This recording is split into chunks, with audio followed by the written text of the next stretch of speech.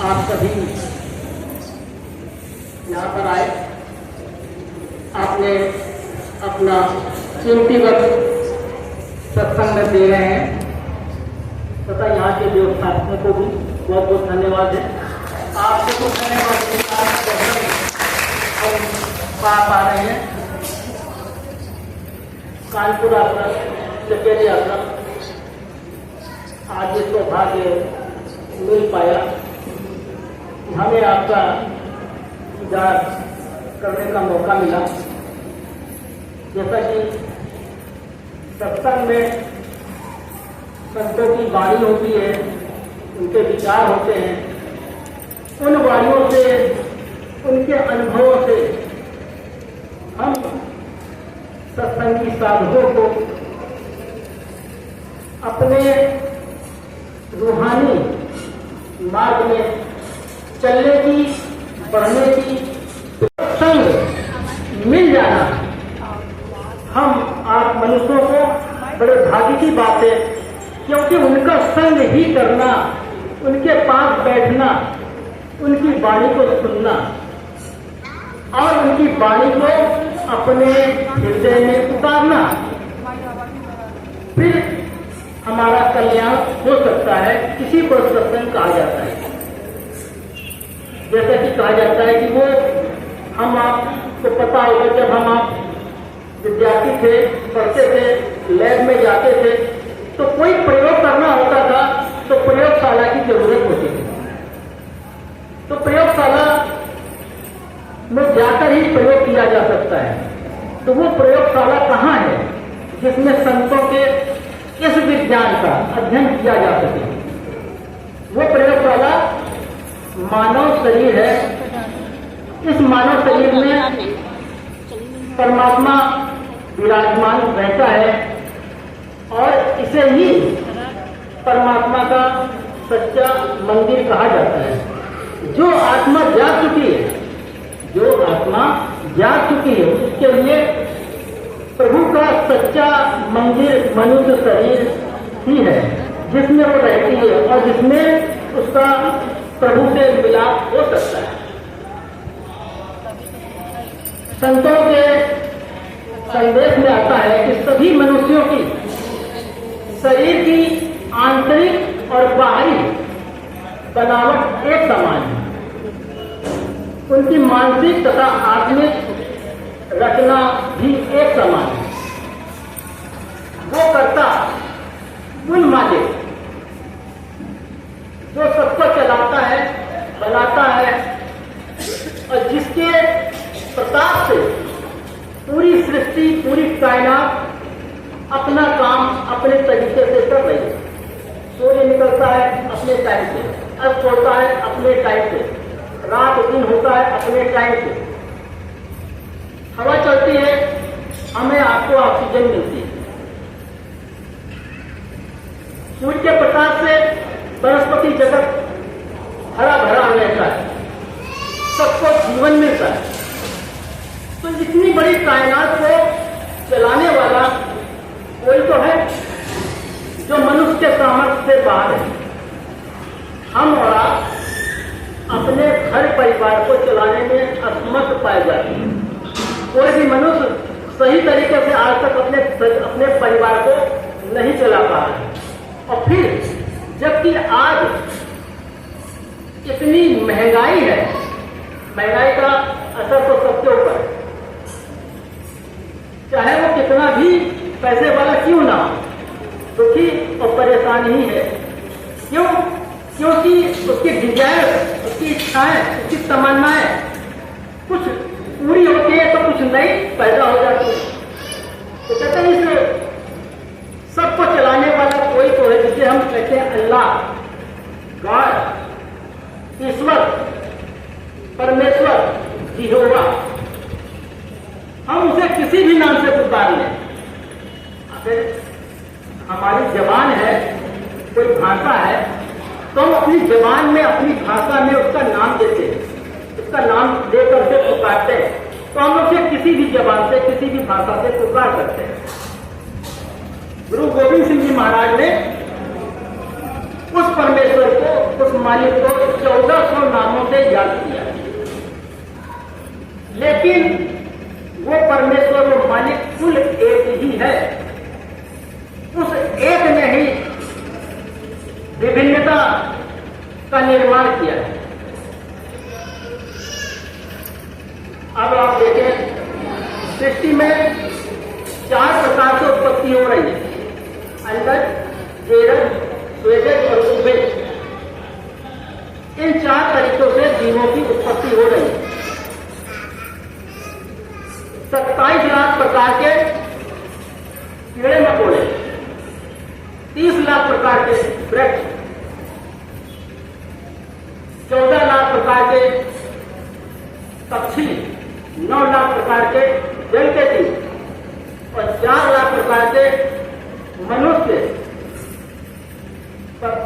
देवी देवता, पशु। इन सब में मनुष्य योनि सर्वश्रेष्ठ है। इसलिए कि इस मनुष्य योनि में बैठकर इस प्रयोगशाला के अंदर उस परमात्मा को खोजा जा सकता है, पाया जा सकता है, और कहीं परमात्मा की खोज नहीं की जा सकती, वो और कहीं मिलेगा ही नहीं। क्यों? इतने पास में, अपने हृदय के इतने पास जब परमात्मा है तो हम उसे और कहां खोजें, कहां जाए? तो इसका भी पता संत सद्गुरु से चलता है, संत सद्गुरु से चलता है। संत सद्गुरुओं की भी 4 स्टेजेस हैं। पहले तो साधक, फिर साधु, फिर संत और फिर परम संत। अब हम सब कहने को तो सत्संगी हैं, साधना कर रहे हैं, तो क्या साधना कर पाए? हम सत्संगी बन पाए? कितनी विषमताएं। सत्संगी का मतलब है कि जब हमारे और आपके अंदर ज्योति प्रकट हो जाए तब हम सत्संगी होंगे। उससे पहले हम सत्संगी का लेवल तो दे दिया है, पर सत्संगी बने नहीं। हमारी हृदय की स्थिति हमसे बेहतर कोई नहीं जानता। हम इस हृदय में कैसे कैसे विचार पैदा करते हैं, सामने किसी के लिए कैसे कैसे विचार उत्पन्न करते हैं, मन में राग आता है, द्वेष आता है, घृणा आती है, और खुद पे ये चीज लागू करो, हम अपने से कितना प्यार करते हैं। हमारे अंदर अगर परमात्मा है तो आपके अंदर भी परमात्मा है, यही तो संत मत कहता है। तो कहते हैं उस परमेश्वर को पाने के लिए जीव न जाने कितनी जगह भटका है, और वो भटक भटक के उसने अपनी इन सांसों को खत्म किया है, और परमात्मा बाहर कहीं है ही नहीं। परमात्मा बाहर कहीं नहीं है, जबकि सारी सृष्टि परमात्मा का बनाया हुआ है। कहते हैं जर्रे जर्रे में परमात्मा है, फिर भी हमें आपको नजर नहीं आता, क्योंकि नजर के ऊपर माया का पर्दा है, मैं मेरी का पर्दा है। जब तक माया मैं मेरी खत्म नहीं होगी, जब तक हृदय निर्मल नहीं होगा, परमात्मा का दर्शन नहीं हो सकता।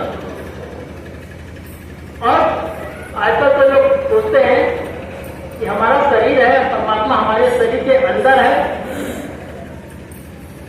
तो हमें नजर क्यों नहीं आता? अब ये नजर जो कुछ दूरी तक ही देख सकती है, ज्यादा दूर नहीं देख सकती, कुछ दूरी के बाद दिखना बंद हो जाता है। लोगों को चश्मा लग जाता है, मुझे चश्मा लगा हुआ है। लोग ऑपरेशन कराते हैं, महंगे महंगे लेंस लगाते हैं, लेकिन देखते क्या है? इस जड़ जगत को ही तो देखते हैं जो मिथ्या है, जो खत्म हो जाएगी, समाप्त हो जाएगी। और इंसान इस जड़ जगत में उस परम चेतन का आनंद पाना चाहता है, पर वो परम चेतन सत्ता जो चेतन आत्मा के अंदर ही बैठी है, कहते हैं शरीर जड़ और चेतन आत्मा, इस जड़ और चेतन का मिलन से ये शरीर बन गया। अब जड़ है तो जड़ता की ओर खींचेगा, चेतन की ओर खींचती है, पर इसको खुराक दी नहीं गई। भैया जी भी यही बताते कि पहले आत्मा को खुराक दो, आत्मा शिथिल हो गई, बीमार हो गई, इसमें बल नहीं है। क्यों? क्योंकि उसको भोजन दिया ही नहीं जा रहा है। इसलिए संतों ने अपने मिशन में जब संतों ने शिक्षा दी तो सिखों को, अपने चाहने वालों को अपने पास बुला करके जो नाम का प्रसाद दिया,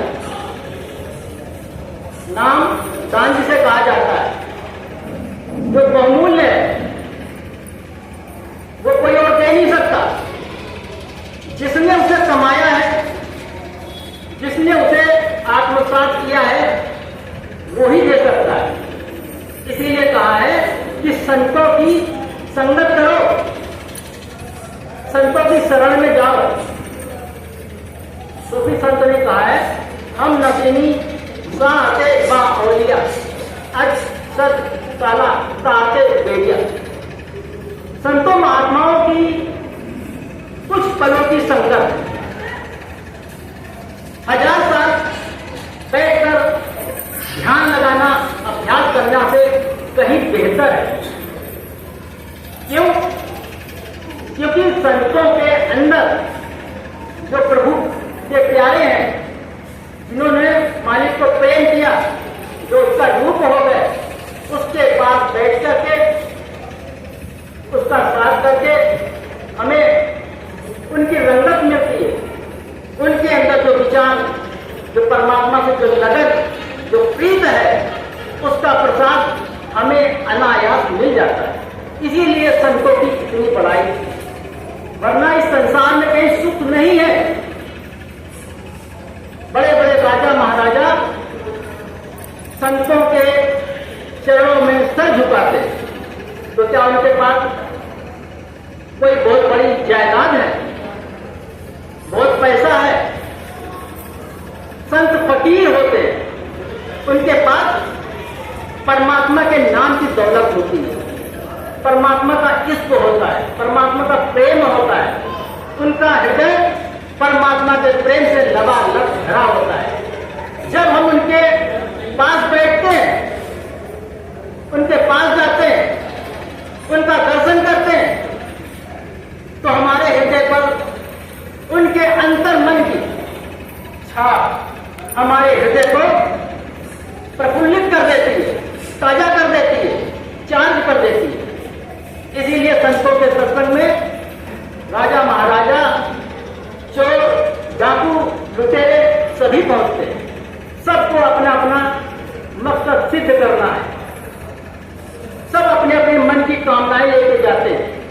लेकिन संत जो दौलत लेके आते हैं, उसे दोनों हाथों से खूब लुटाते हैं।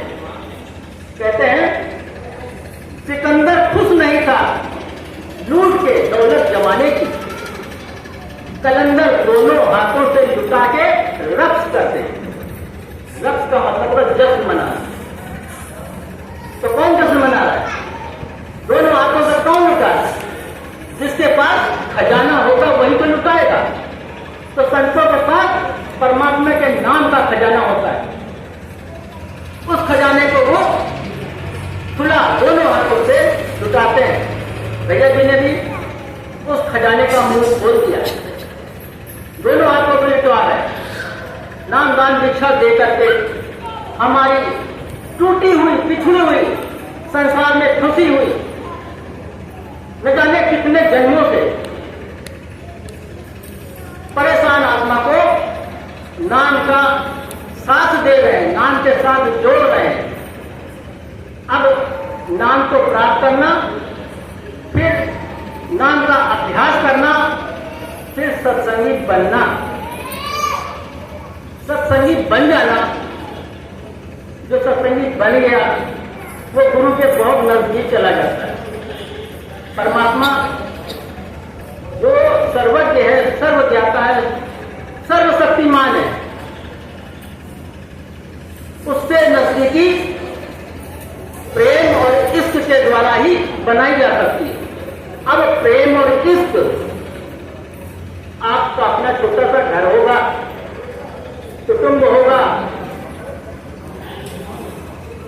उस कुल कुटुंब में आपका भी प्रेम अपने साथी के साथ, अपने मित्र के साथ, अपने दोस्तों के साथ छल कपट रहित होना चाहिए।